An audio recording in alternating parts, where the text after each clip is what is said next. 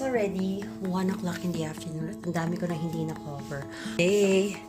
Ito, may dala syempre akong chocolate from the Philippines. And it's supposed to be a pasalubong for G. Kaya na hindi pa niya nabubuksan. Now, I introduced this to JM.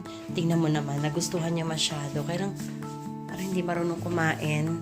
Ang kalat, taong bahay ako. Wala na ako tayo mag-ayos. But naglagay lang ako ng kilay. O, ganyan lang. Ako muna. Yes! Here's your water. What will you say to mommy? Where are we going? So, bongga. Tapos in the morning, hindi po pagising mo kung gusto mo lang na medyo lukewarm. Mag-get ganyan. At dito naman banda. And then medyo malikang lumalabas. So, yun lang. Wala na kailangan bilhin-bilhin ng mga water filter or yung digalon ng mga tubig dito.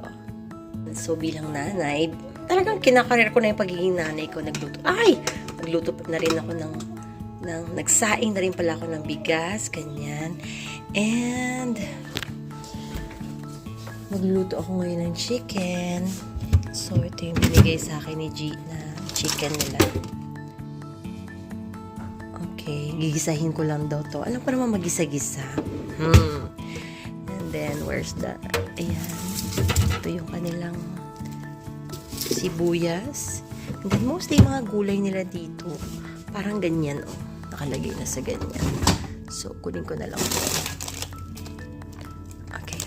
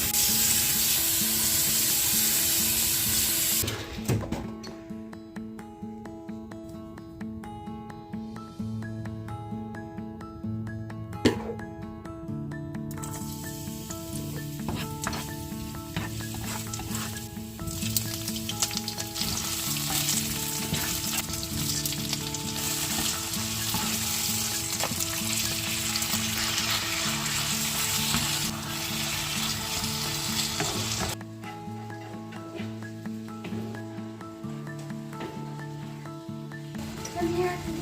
Help mommy put this in the table. Put this in the table.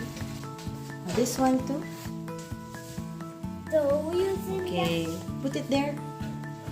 No, not there. You put it here. There. Like this. When mommy. Very good. The other one pa.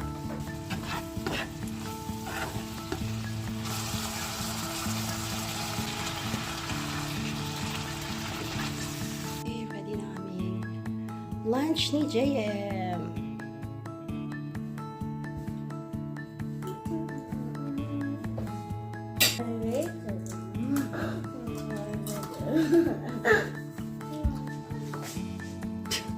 Okay, it's time na magligpit.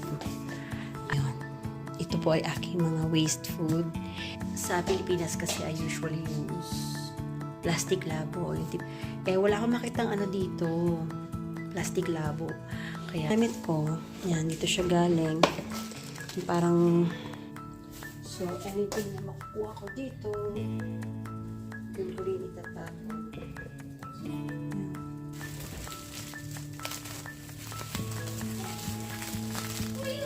Dito ko na siya ilalagay bilang may basura na for today.